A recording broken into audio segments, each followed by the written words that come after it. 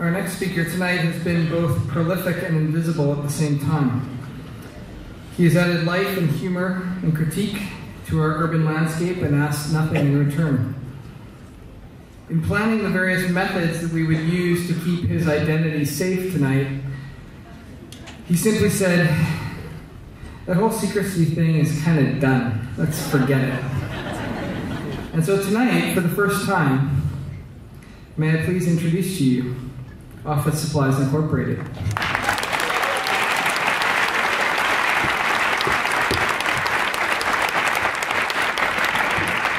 Hey everybody, I'm Joseph.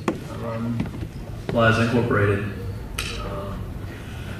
I'm a street artist. I take stuff I find, cut it up, and make posters, and I put them up in the city.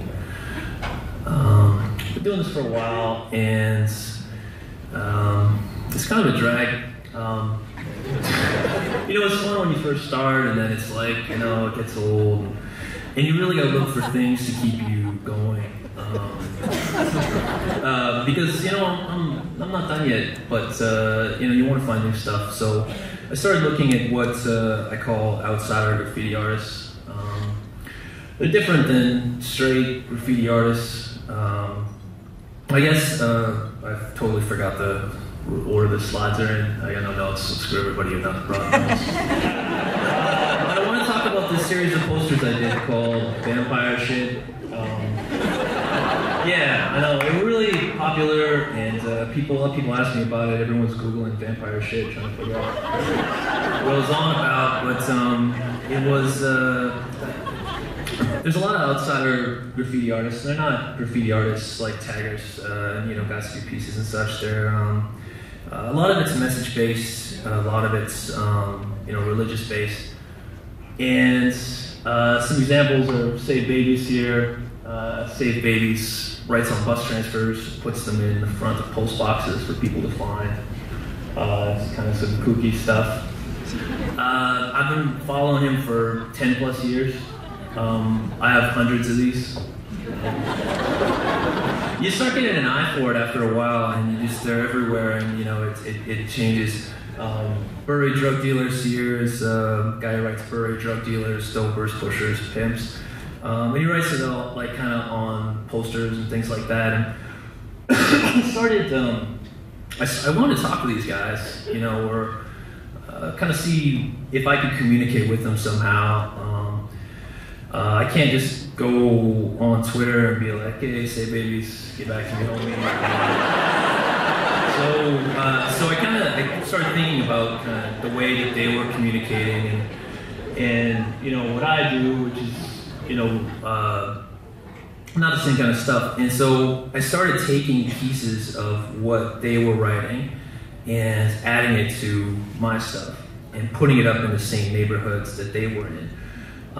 And putting it up in neighborhoods that, I didn't think they'd ever go to. I try and get around when I put stuff up, and I wanted to kind of show other people this work a little bit out of context. I'm just taking pieces of it, and it's got my stuff in the background, which is kind of kooky sometimes. And so, but the point was to try and have a conversation with these guys in public, but really without anyone else knowing what the fuck was going on. Because I wanted to kind of, it's difficult. I mean, what are you going to say? You can sort of, the best way I could think to do it was to repeat back to them what they were saying to me, or to everybody who would see it, added with my stuff. So they kind of said something to the city at large, and I took a part of that and said it back to the city. And I hope somehow that stuff that they would respond somehow. And I really didn't know what was going to happen, which is kind of interesting. So I did it with Save Babies, nothing happened. I did it with God Bless, the lady who does those little God Bless photocopies, God bless you, Jesus. Nothing happened, and then I did it with buried drug dealers, and something happened. It was amazing. I'm cruising around, and I see some of the stuff I did, and it's got pimps on it. It's his handwriting. It's his, they're his words, and he just rode over it like nothing was there. You know, like you didn't even see it. It was just, you know, right over it. And I thought, you know, the single-mindedness of that is just incredible. You know, like, I don't even, you know, he's not looking around like, oh, wow, this is amazing. He's just like, very drug dealers, you know. And that's really kind of cool. I mean, you know, these aren't guys who are doing this, you know, to try and get 1,000 friends on Facebook. They're trying to tell people, you know, how they see the world and how they feel, and they're doing it with, you know, very limited tools and, you know, in the only way that they kind of know how, and they're really creative about it too, which I thought was neat. You know, there's also the idea of resources. You know, you know, I got a decent job. I got some cash to throw into posters. I mean, you know, paper and ink is cheap, but I had a lot more resources than those guys, and I thought the idea of spreading what they do to an audience that may see it, because it's very temporary. I mean, you know, I do some posters, and, you know, God bless the internet, people take pictures of them. Half these photos I didn't take. So thanks, everybody. Don't get mad at me later, but you know, so there was this there's a side of that work that I think is important.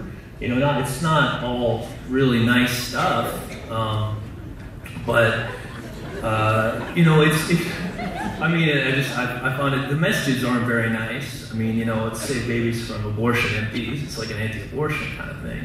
Yeah, everyone gets quiet. But I mean, you know, they're also not coming from really nice places. I mean, we're pretty lucky that we're civilians in an area like Vancouver, and we're not very poor or very weak or involved in the drug game, because it's a completely different city.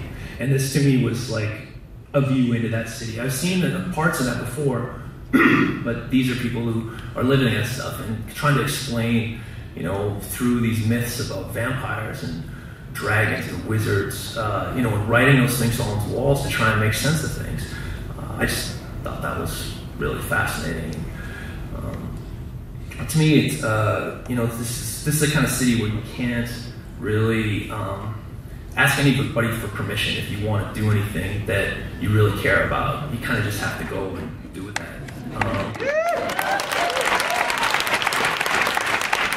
The other thing about that is that you can't ask, or you shouldn't ask for forgiveness for, you know, doing what you need to do, because the city made all of us this way.